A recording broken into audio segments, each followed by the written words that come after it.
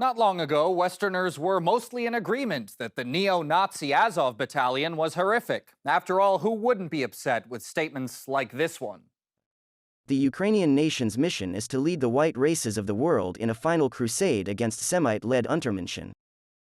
That was a quote from Andrei Biletsky, one of Azov's founders and its first commander. In 2014, he was elected to parliament and served for 5 years, despite the whole country knowing that he founded not only Patriots of Ukraine, but also the Social National Assembly. These were two neo-Nazi organizations that became known for attacks on Ukrainian minority groups. Around the same time, Azov was integrated into the National Guard, making Ukraine the only country in the world to have neo-Nazi regiments in the official armed forces. And President Vladimir Zelensky still doesn't seem to lose any sleep over that.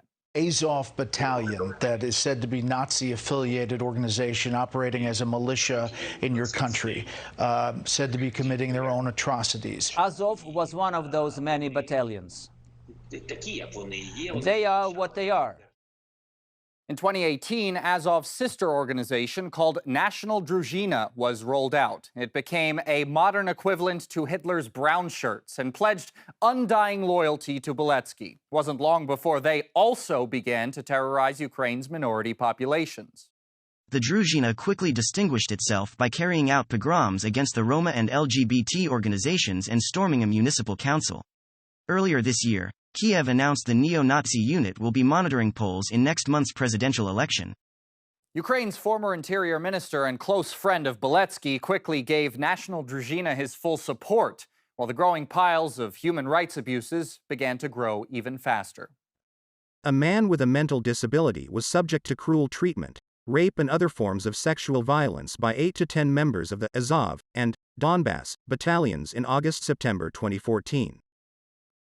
A resident of Mariupol was detained by 3 servicemen of the Azov battalion. He was continuously interrogated and tortured. He complained about being handcuffed to a metal rod and left hanging on it. He was reportedly tortured with electricity.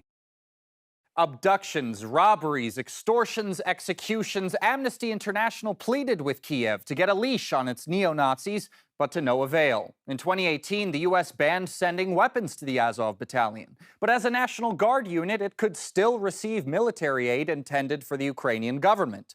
A year later, U.S. Democrats tried to add it to the country's list of foreign terror organizations, but yet again, they failed. It's clear that the threat we face today is of a self-radicalized gunman. Somebody who has been radicalized online, whether it's in accordance with jihadi ideology or a global white nationalist, neo-Nazi group. Take a look at the tactics of the Ukrainian military and ISIS, for example. You'd be hard-pressed to tell them apart. Human shields, torture, prisoner executions. The New York Times, which typically tries to whitewash the crimes of these neo-Nazi regiments, even verified one of the many videos portraying them on the internet as undoubtedly authentic. He's still alive. Film these marauders. Look, he's still alive. He's gasping. A man says as a Russian soldier with a jacket pulled over his head, apparently wounded, is seen still breathing. A soldier then shoots the man twice. After the man keeps moving, the soldier shoots him again, and he stops.